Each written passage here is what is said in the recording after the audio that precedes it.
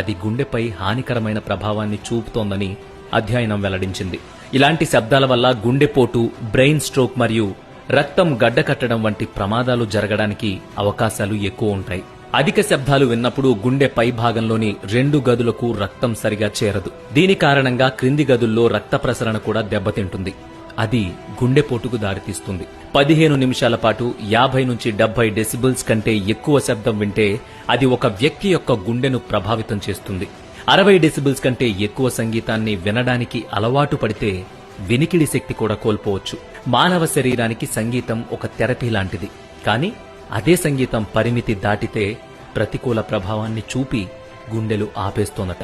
వినోదం కోసం సంగీతం వినడం తప్పు కాదు, కానీ ఆ వినోదం ఖరీదు ఒక మనిషి ప్రాణం కాకుండా చూసుకోవడం అందరి బాధ్యత. అందుకే ఈ ముఖ్యమైన సమాచారాన్ని ప్రతి ఒక్కరికి షేర్ చేయండి.